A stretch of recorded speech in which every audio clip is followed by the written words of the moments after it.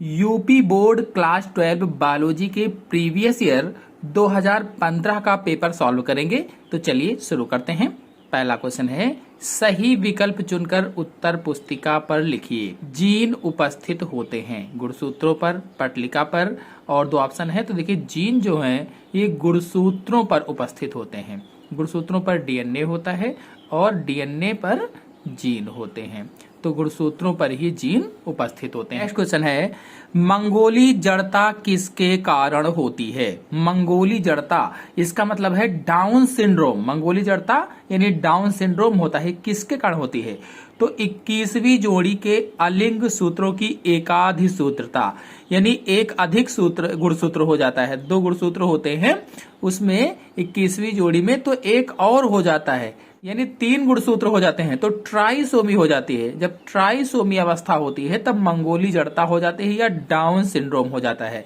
अगर इस पर फुल वीडियो देखना चाहते हैं तो मेरे चैनल में अपलोडेड है, आप लोग जाकर के देख सकते हैं।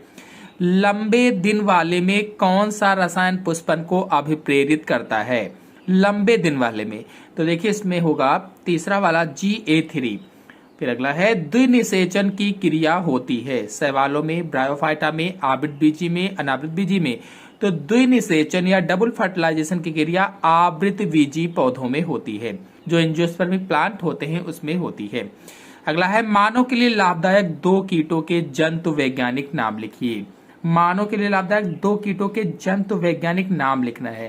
पहला कीट आप बता सकते हैं रेशम कीट। रेशम कीट जिससे रेशम प्राप्त होता है और इसका जंतु वैज्ञानिक नाम होगा बॉम्बेक्स मोरी।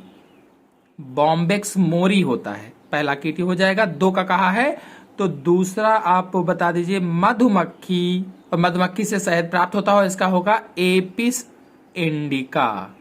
Apis indica. अगला है, आनुवांशिकी किसे कहते हैं? इसके जन्मदाता का नाम लिखिए। आनुवांशिकी किसे कहते हैं? तो जीव विज्ञान की वह शाखा जिसके अंतर्गत आनुवांशिकता का अध्ययन करते हैं, जिसके अंतर्गत आनुवंशिकता का अध्ययन किया जाता है। जीव विज्ञान की ऐसी शाखा जिसके अंतर्गत आनुवंशिकता का अध्ययन करते हैं उसे आनुवंशिकी कहा जाता है। और इसके जन्मदाता कौन है? तो आनुवंशिकी के जन्मदाता ग्रेगर जॉन मेंडल हैं। Gregor John Mendel. बायोपायरेसी किसे कहा जाता है? तो मैंने कई बार इस क्वेश्चन को बताया है, किसी एक देश के द्वारा, कोई ये एक देश है, इस देश के द्वारा किसी दूसरे देश के जैविक संसाधनों का बिना बताए यूज करना। मान लीजिए इस देश में कोई जैविक संसाधन है तो इस देश के जैविक संसाधनों का इस देश के द्वारा चुरा लिया जाना या बिना इसकी अनुमति के उनका प्रयोग कर लेना ही क्या कहलाता है? बायोपायरेसी कहलाता है। तो किसी एक देश के जैविक संसाधनों का किसी दूसरे देश के द्वारा बिना इसकी अनुमति के उपयोग कर लेना बायोपायरेसी कहलाता है। सिरका किससे प्राप्त होता है उसका नाम लिखिए। तो सिरका जो है ये एसिटोबैक्टर एसिटी से प्राप्त होता है। एसिटोबैक्टर एसिटी से सिरका प्राप्त होता है। ये सूक्ष्म जीवाणु होता है जिसकी सहायता से सिरका प्राप्त होता है। और किसके द्वारा? तो किण्वन क्रिया के द्वारा। किण्वन क्रिया होती है जिसके द्वारा प्राप्त होता है। निषेचन की परिभाषा लिखिए। तो देखिए जब नर युग्मक, ये है नर युग्मक और ये है मादा युग्मक, जब ये आपस में मिल जाते हैं तो उसे ही क्या कहा जाता है? जायगोट बनता है, इसे ही निषेचन कहा जाता है। यानी जब नर युग्मक और मादा युग्मक आपस में संलयित होते हैं तो उसे ही निषेचन कहा जाता है। अगर पुरुषों में देखा जाए, मनुष्यों में देखा जाए, तो जब शुक्राणु, शुक्राणु क्या होता है? नर युग्मक होता है, और अंडाणु क्या होता है? मादा युग्मक होता है। तो जब शुक्राणु अंडाणु से संलयित होता है उसे ही क्या कहा जाता है? निषेचन कहा जाता है। फिर अगला है, तप्त स्थल अथवा हॉट स्पॉट क्या है? भारत में स्थित 2 तप्त स्थलों के नाम लिखिए। तप्त स्थल यानी हॉट स्पॉट क्या है? तो ऐसे क्षेत्र जहां जैव विविधता अधिक पाई जाती है। कोई ऐसा क्षेत्र है जहां पर जैव विविधता अधिक पाई जाती है तो वह मानवीय क्रियाकलापों से संकटग्रस्त स्थिति में है। जहां पर जैव विविधता अधिक है, अगर वह मानवीय क्रियाकलापों के कारण संकटग्रस्त स्थिति में पहुंच चुका है तो उन्हें ही तप्त स्थल या हॉट स्पॉट कहा जाता है। उन्हें क्या कहते हैं? तप्त स्थल या हॉट स्पॉट। और कहा गया भारत में स्थित 2 तप्त स्थलों के नाम बताइए। तो आप पश्चिमी घाट और पूर्वी घाट तप्त स्थल बता सकते हैं। पश्चिमी घाट हॉट स्पॉट और पूर्वी घाट हॉट स्पॉट बता सकते हैं। ये 2 हो जाएंगे। फिर अगला क्वेश्चन है, किन्हीं 2 वायु प्रदूषक गैसों के नाम लिखिए। वायु प्रदूषक गैसों के नाम बताना है। तो देखिए, ये हो जाएगा SO2 यानी सल्फर डाइऑक्साइड, और ये NO2, ये SO2 और NO2 ये वायु प्रदूषक गैसें हैं।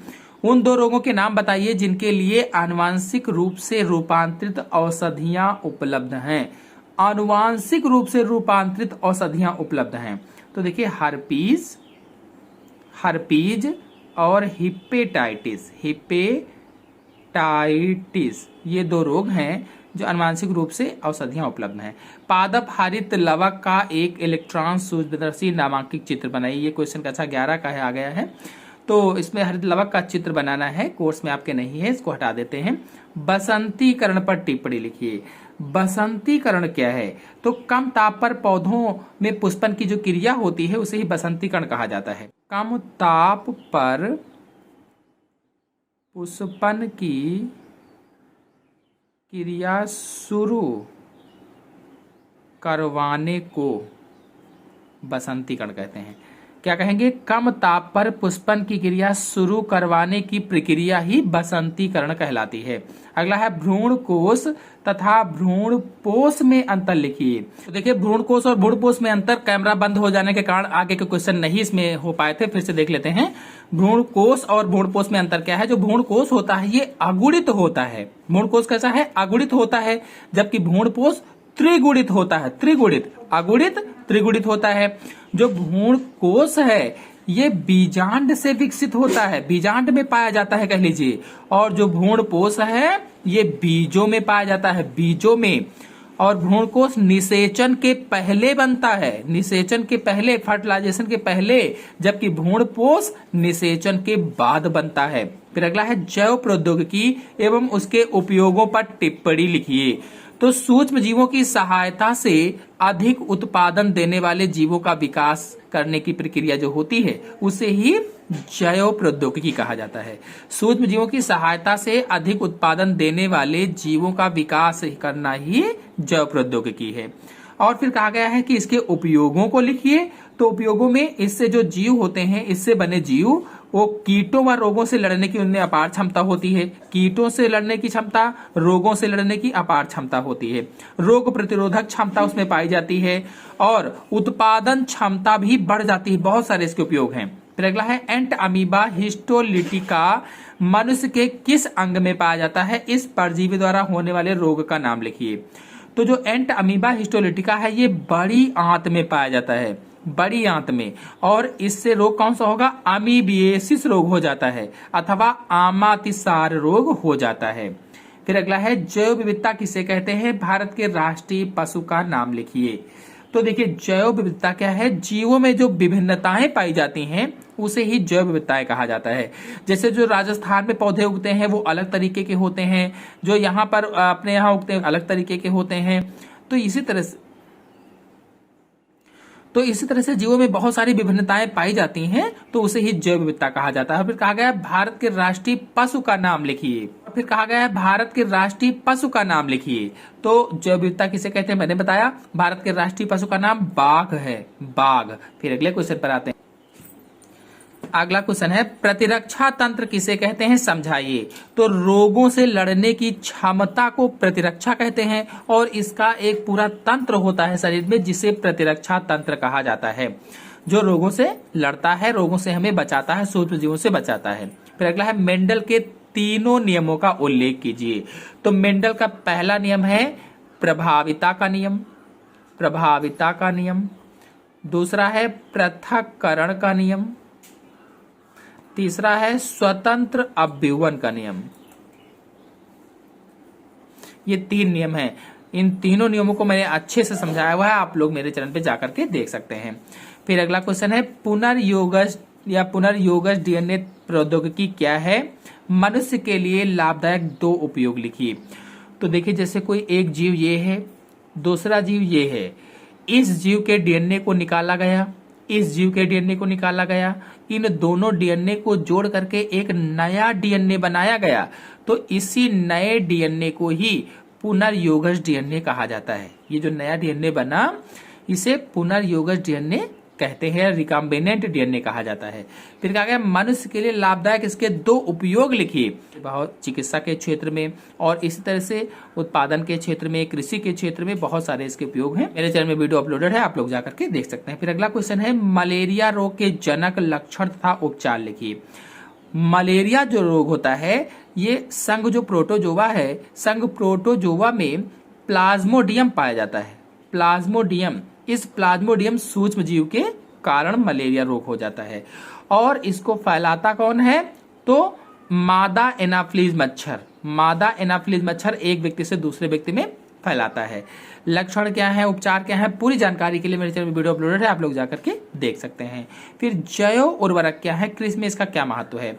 जैव उर्वरक ऐसे उर्वरक होते हैं जिसमें जैविक अंश पाया जाता है, पेड़ पौधों के अंश पाए जाते हैं, पेड़ पौधों के भाग मिले होते हैं, उसे ही जैव उर्वरक कहा जाता है। और कृषि में इसका क्या महत्व है, पूरा डिटेल जानने के लिए मेरे चैनल से वीडियो देखिए। फिर अगला है निम्नलिखित पर टिप्पणी लिखिए। बीटी कपास, हरित क्रांति, दोनों वीडियो मेरे चैनल में अपलोडेड हैं, आप लोग जाकर के देख सकते हैं। लैंगिक जनन में कौन से युग्मकों की आवश्यकता होती है? तो अगर लैंगिक जनन है तो नर युग्मक और मादा युग्मक, 2 युग्मकों की आवश्यकता होती है। अब अगर मनुष्यों में देखा जाए तो शुक्राणु नर युग्मक होगा और अंडाणु मादा युग्मक हो जाएगा। फिर है लघु बीजाणु जनन से आपका क्या अभिप्राय है, टिप्पणी लिखिए। लघु बीजाणु जनन यानी माइक्रोस्पोरेंजियम पर पूरा वीडियो मेरे चैनल में अपलोडेड है, आप लोग जाकर के देख सकते हैं। तो जैव विकास क्या है, इसके प्रमाणों का उल्लेख कीजिए। तो इस पर ये जो क्वेश्चन है कोर्स से हटा हुआ है कोरोना के कारण। फिर अगला है लिंग संलग्न वंशागति क्या है? मनुष्य में किन्हीं 2 लिंग संलग्न लक्षणों की वंशागति का रेखा चित्र की सहायता से कीजिए। तो देखिए, ऐसे लक्षण जो लिंग गुणसूत्रों पर होते हैं और इसके द्वारा वंशागति होते हैं उन्हें ही लिंग संलग्न लक्षण कहा जाता है। जैसे हीमोफीलिया है, वर्णांतता है, इन दोनों को बता करके इनके बारे में डिटेल से बताना है। तो इस पर चैनल में वीडियो अपलोडेड है, आप लोग जाकर के डिस्क्रिप्शन में लिंक से देख लीजिए। न्यूक्लिक अम्ल की परिभाषा लिखिए। वाटसन एवं क्रिक द्वारा प्रतिपादित डीएनए मॉडल की संरचना बताइए। तो इस पर भी फुल वीडियो अपलोडेड है, डिस्क्रिप्शन में लिंक है, आप लोग जाकर के देख लीजिए। वायु प्रदूषण हटा हुआ है, नहीं है कोर्स में। पारिस्थितिक तंत्र भी हटा हुआ है। फिर शुक्राणु जनन क्या है, संक्षेप में शुक्राणु जनन की प्रक्रिया का वर्णन कीजिए। तो देखिए, शुक्राणु जनन यानी स्पर्मेटोजेनेसिस है, इस पर फुल वीडियो अपलोडेड है, आप लोग जाकर के समझ सकते हैं। एक बार से ही समझ में आ जाएगा और इम्पोर्टेंट क्वेश्चन है, परीक्षा में आ भी सकता है।